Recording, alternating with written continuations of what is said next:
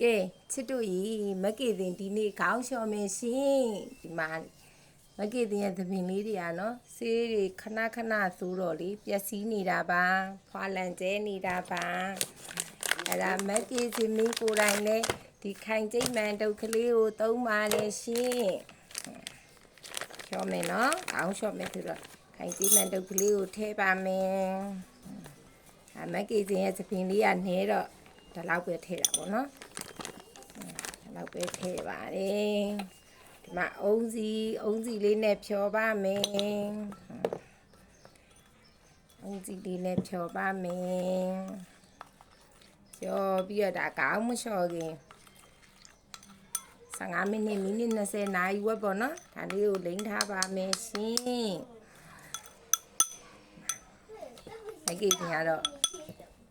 လက်အိတ်ကလေးသွတ်ပါတယ်မစွတ်လဲရပါတယ်ဒါမဲ့အားမရလို့လေမကြည့်တဲ့သပင်လေးကိုကြည့်ထားနော်ဘလူတွေပြောင်းလဲလာလေလို့မကြည့်တဲ့ကိုယ်တိုင်နဲ့သုံးပါတယ်ဒီနေ့ခေါင်းလျှော်မှမှုလို့ပါအုံးစီလေးနဲ့ဖြောပြီးတော့သုံးပါတယ်ရှင်ဟေးသုံးပါတယ်ရှင်သုံးပါတယ်ရှင်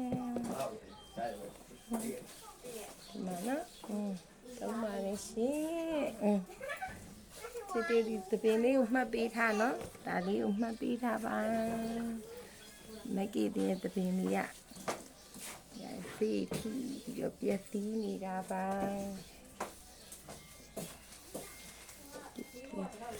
ကိုယ်တိုင်နဲ့သုံးပါတယ်ရှင်တိုင်းဟိုဆက်စင်းစာဦးမဲတဲ့မှာကြည့်လိုက်ပါမအန်ဒီခိုင်ကျိတ်မှန်ဟွာလောက်ပြနေလို့အန်ဒီဒီမှာအလုံးနှစ်ခုလုံးနေတာပါသမီးရဲ့မနင်းမမကိုကြည့်ပေးလိုက်တာဆရဲ့အမဟိုအားထဲမှာ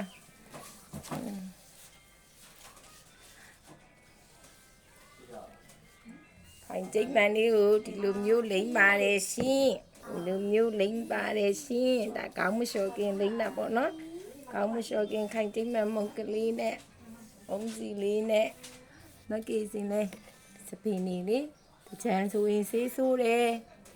လှကျင်တော့လေတတကြီးတာတကတာ40ကျော်တာလှကျင်တော့စပင်းလေးကိုဆေးဆိုးတယ်